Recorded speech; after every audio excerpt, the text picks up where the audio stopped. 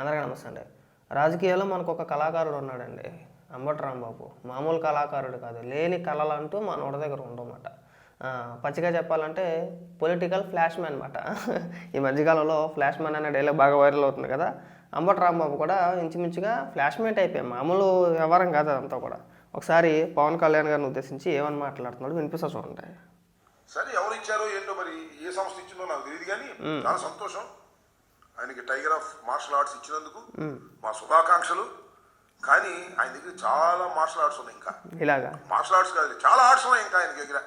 రాజకీయాల్లో గొప్ప గొప్ప ఆర్ట్స్ చేయగలడు, సినిమాలో చేయగలడు, సర్వ విధాల నటించగలిగినటువంటి సామర్థ్యం ఉన్నటువంటి వ్యక్తి పవన్ కళ్యాణ్ గారు. రాజకీయాల్లో కూడా అద్భుతంగా నటిస్తున్నారు, మామూలుగా నటించడంలా, సినిమాల్లో కన్నా అద్భుతంగా నటించేటటువంటి కార్యక్రమం చేస్తున్నారు. చాలా దురదృష్టకరమైనటువంటి నటన కూడా చేస్తున్నారు. ఎంతసేపు చంద్రబాబు నాయుడు గారిని పొగట్టడం, జగన్మోహన్ రెడ్డి గారిని తిట్టడం, ఇది ఒక పెద్ద ఆర్ట్. దీనిలో కూడా చంద్రబాబు నాయుడు గారు ఆయనకి చాలా బహుమతులు ఇస్తున్నాడు ఈ ఆర్ట్ చేసినందుకు. ఏది, చంద్రబాబు నాయుడు గారిని అనవసరంగా పొగట్టడం, జగన్మోహన్ రెడ్డి గారిని అనవసరంగా తిట్టడం. It's the great art.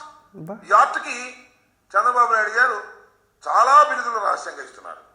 అయినటువంటి లోకేష్ గారు పర్మనెంట్ నివాసం ఎక్కడ ఉంది? ఇక్కడ ఎవరు అద్దె కొంపలో ఉంటున్నారు, ఇల్లు కట్టుకుంటారు. ఇప్పుడు జగన్మోహన్ రెడ్డి గారు ఎప్పుడో కట్టుకున్నాడు, ముఖ్యమంత్రి కాకముందు ఇల్లు కట్టుకుని ఇక్కడికి వచ్చారు. వచ్చి ఎంపీ గడు వచ్చాడు. అప్పట్లో మీరంతా ఏం మాట్లాడారు? జగన్మోహన్ రెడ్డి కొంప ఎక్కడే కట్టుకుంటున్నాడో, అమరావతి రాజధానిగా ఉంటుంది, మేము మార్చే ఉద్దేశం మాకు లేదు, సో జగన్మోహన్ రెడ్డి కొంప ఇక్కడే ఉంది కాబట్టి రాజధాని కూడా ఇక్కడే ఉంటుంది అని చెప్పేసి అన్నారా లేదా? జగన్మోహన్ రెడ్డి కొంప ఇక్కడ కట్టేసుకున్నాడట. ఏం ఉపయోగం కట్టుకుంటే? జగన్మోహన్ రెడ్డికి ఇక్కడ ఉంది, పులివెందుల్లోనే ఉంది, బెంగళూరులో ఉంది, హైదరాబాదులో ఉంది. రీసెంట్గా 30 ఏళ్ళు నేనే అధికారంలో ఉంటానని చెప్పేసి విశాఖపట్నం రుషికొండ పైన ప్రభుత్వ భవనం ఒకటి నిర్మించేసాడు జగన్మోహన్ రెడ్డి ఉండడానికి. నేను చెప్పట్లేదు, ఇది జగన్మోహన్ రెడ్డి ఉండడానికి నిర్మించారని చెప్పేసి అప్పటి మంత్రి రోజా చెప్పింది. 3 మ్యాన్ కమిటీ ఒకటి వేసాము. ఆ కమిటీ సభ్యులంతా కూడా సూచించింది ఏంటంటే, జగన్మోహన్ రెడ్డి ఈ భవనంలో ఉండి పరిపాలిస్తే బాగుంటుందని చెప్పేసి అన్నారు. కాబట్టి అది జగన్మోహన్ రెడ్డి కొరకు ప్రభుత్వ నివాసం అని చెప్పేసి అన్నారు. కొంప కట్టేసుకున్నాడు, కట్టుకుని ఏం పీకారు? ఇంకా ఆర్ట్ల గురించి, కళల గురించి నువ్వే మాట్లాడాలి, మేము వినాలి. నేను మించిన ఆర్టిస్ట్ ఎవడన్నా ఉంటాడా? నీ దగ్గర బోల్డ్ కళలు ఉన్నాయి, ముఖ్యంగా తట్టుడు కళలు. అబ్బో, అవన్నీ చెప్పుకుంటా పోతే మళ్ళీ వేరే విధంగా ఉంటుంది. అంబటి రాంబాబా మాట్లాడు. ఇవాళ కూడా అద్దెల్లో ఇవాళ ఉండేటువంటి ప్రయత్నం చేస్తున్నారు. అది నదీ గర్భంలో ఉన్నటువంటి ఇంట్లో ఆయన పార్టీ జగన్మోహన్ రెడ్డి గారి గురించి మాట్లాడేటటువంటి నైతిక హక్కు లేదనే విషయాన్ని తెలుసుకోమని చెప్తూ ఉన్నారు. అబ్బో, డాన్స్ నన్ను పెట్టారు ఒక సినిమాలో, బ్రో అనే సినిమాలో. నేను డాన్స్ చేస్తేనేమో బ్రో అనే సినిమాలో పెడతారు, ఆయనేమో డాన్స్ చేయొచ్చు. నేను వేసిన డాన్స్, ఆయన వేసిన డాన్స్ ఒకటే. అప్పుడు ఆ తర్వాత దాన్ని పొలిటికల్ డాన్స్ వేసాను నేను, అది వేరే విషయం. ఆ నెక్స్ట్ సంక్రాంతికి మళ్ళా నేను దాన్ని మిక్స్ చేసి పొలిటికల్ డ్యాన్స్ వేసా. That is true. పొలిటికల్ విమర్శతో కూడుకున్నటువంటి డ్యాన్స్ వేసా. పవన్ కళ్యాణ్ గారు అన్నదాని మీద వ్యతిరేకంగా డ్యాన్స్ వేసా.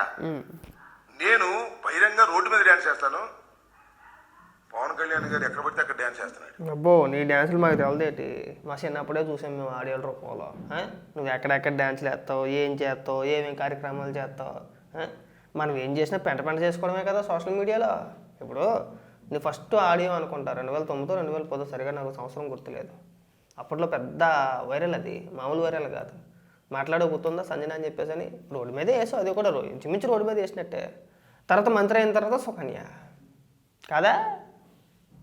నువ్వు పెద్ద కళాకారుడివే కదా, నువ్వు పెద్ద ఆర్టిస్టువే, నీ దగ్గర లేని కళ అంటూ ఏమీ లేదు, అన్ని కళలో ఉన్నాయి. నువ్వు రోడ్డు మీదే డ్యాన్స్ చేస్తావు, రోడ్డు మీదే తిరుగుతావు. ఇవాళ నువ్వు కూడా వచ్చి డబల్ మీనింగ్ డైలాగులు లేదంటే సెటైరికల్గా మాట్లాడుతూ ఉంటే నవ్వాలో ఏడవాలో అర్థం కావట్లా.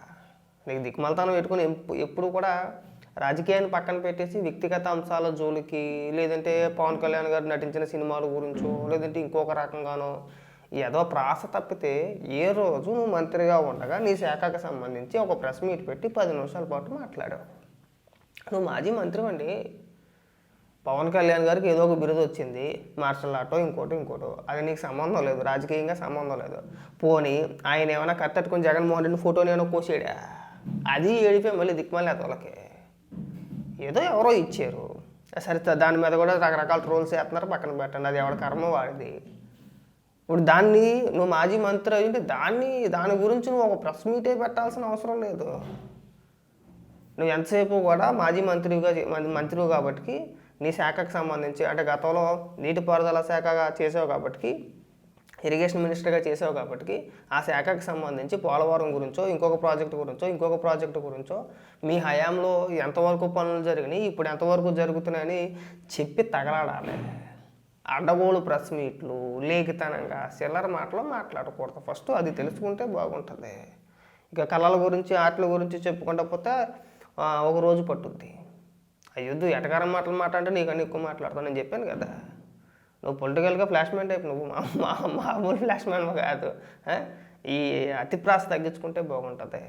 ముందు ప్రజా సమస్యల గురించి మాట్లాడండి, ఎవడో కాదనట్లేదుగా. అసెంబ్లీకి వెళ్ళండి అయ్యా అని చెప్పేసి అంటే ఒక్కడు అసెంబ్లీకి వెళ్ళి మాట్లాడడం పాపం పోలట్లా. ఎంతసేపు బెంగళూరులో ఉంటానో లేదంటే వారానికి ఒకసారో నెలకోసారో 20 రోజులకోసారో వచ్చి ఒక ప్రెస్ మీట్ పెట్టి ఆ ప్రెస్ మీట్లో ఇష్టానుసారంగా మాట్లాడేసి కక్కాల్సిన విషయం అంతా కక్కేసి వెళ్ళిపోతాడు. అక్కడికి బెంగళూరు వెళ్ళిపోతాడు. అయిపోయా. ఇప్పుడు మళ్ళీ అడ్రస్ లేడు. ఇప్పుడు అందరూ సంక్రాంతి కాబట్టి ఇప్పుడు సంక్రాంతి సెలబ్రేషన్ చేసుకుంటున్నారు కదా. చంద్రబాబు నాయుడు గారు చేస్తున్నారు, అలాగే కొంతమంది రాజకీయ నాయకులు. మరి జగన్మోహన్ రెడ్డి ఎక్కడున్నాడు? బెంగళూరులో ఉన్నాడు. అవునా? రాష్ట్రంలో లేడు కదా. ఎందుకు? మీ ఇష్టానుసారంగా వచ్చి వారానికో 10 రోజులకో 15 రోజులకో మీకు గుర్తుకొచ్చినప్పుడు వచ్చి ఒక ప్రెస్ మీట్ పెట్టేసి వెళ్ళిపోవడం. తర్వాత వెనకాల మా పేటీఎం బ్యాచ్ అంతా కూడా ఎలివేషన్లు ఇచ్చాడు.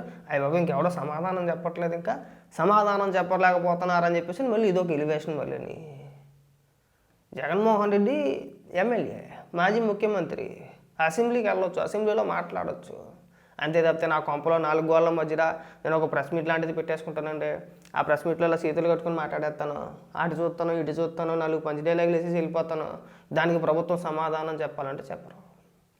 ఏదైనా ఉంటే ఒకవేళ అంత దమ్ము ఉంటే కనుక అసెంబ్లీకి వెళ్ళి మైక్ తీసుకొని మంత్రులు ఉంటారో, ముఖ్యమంత్రులు ఉంటారో, ఎమ్మెల్యే ఉంటారో, ఎమ్మెల్యేలు అందరూ ఉంటారు, ముఖ్యమంత్రి అక్కడే ఉంటారు, మంత్రులు ఉంటారు. నువ్వు ఏదైనా అడగాలనుకుంటే ఏ శాఖకు సంబంధించిన అడగాలనుకుంటే లేదంటే పోలవరం గురించో అమరావతి గురించో ఇంకా దేని గురించైనా అడగాలనుకుంటే నువ్వు అసెంబ్లీలో లెగిసి దీని పరిస్థితి ఏంటి, ఇక ఇలా చేస్తున్నారు మీరు, లేదంటే మీరు మాట్లాడితే ఎడుగుతారు కదా కంపెనీల గురించి.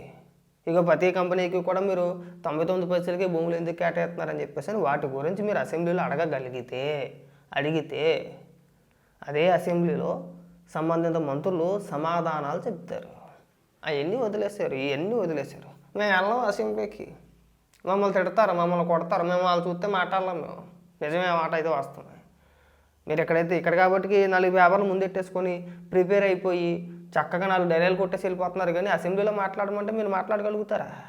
అంత ఉందా? తూతూ తాత అనాలా? లేదు, నన్ను ఏదో అన్నారని చెప్పేసి తిప్పని వెళ్ళిపోవాలా. మొన్న వెళ్ళాడు కదా సంతకం పెట్టి 5 నిమిషాలు ఉన్నాడు, పోయాడు. ఏంట్రా అంటే మాకు మైక్ ఎవరో అడిగితే కదా, ఉంటే కదా, కూర్చుంటే కదా మైక్ ఇచ్చింది ఇవ్వలేంది తెలిసేది. అవన్నీ వదిలేసి పనికిమాల డైలాగులు ఏంటండి? నేను అంబటి రాంబాబుకి ఒకటే చెప్తున్నాను, మాజీ మంత్రి బాగా గుర్తుపెట్టుకో. గతంలో మంత్రిగా ఉండి చిల్లరేసాలన్నీ వేసావు, ఇంకా నీకు ఆ బుద్ధులు పోలా. తలనరిసిపోయింది తప్పితే నీకు నిజంగా అంత తెలివి లేదని చెప్పేసి నేనైతే అనుకుంటున్నా. నువ్వు కాదు మాట్లాడాల్సింది. మీ పార్టీ తరఫున 11 మంది గెలిచారు. ఆ 11 మందిలో జగన్మోహన్ రెడ్డి ఎలాగో వెళ్ళాడు, పిరికోడు కాబట్టి అలాగే వెళ్ళాడు, పక్కన పెట్టేశాను జగన్మోహన్ రెడ్డి. మిగతా 10 మందికి ఏం పోయే కాలం అండి? ఇంకా 10 మంది ఉన్నారు కదా, కనీసం 10 మంది అనే వెళ్ళొచ్చు కదా అసెంబ్లీకి. అసెంబ్లీలోకి వెళ్ళి అసెంబ్లీలో కూర్చొని మాట్లాడవచ్చు కదా, మీ పార్టీ తరఫున మాట్లాడవచ్చు కదా. కనీసం వాళ్ళకైనా సరే దిశానిర్దేశం చేయలేడు జగన్మోహన్ రెడ్డి. గతంలో మీరు చూడండి, చంద్రబాబు నాయుడు గారు అసెంబ్లీకి వెళ్ళినప్పుడు సభలో ఉన్న అంటే చంద్రబాబు నాయుడు గారు తెలుగుదేశం ఎమ్మెల్యేని అందరినీ సస్పెండ్ చేసి చంద్రబాబు నాయుడు గారిని ఒక్కరిని ఉంచినా సరే ఆయన ఒక్కరు కూర్చొని లెగిసి మాట్లాడగలిగేటోళ్ళు ఆయన.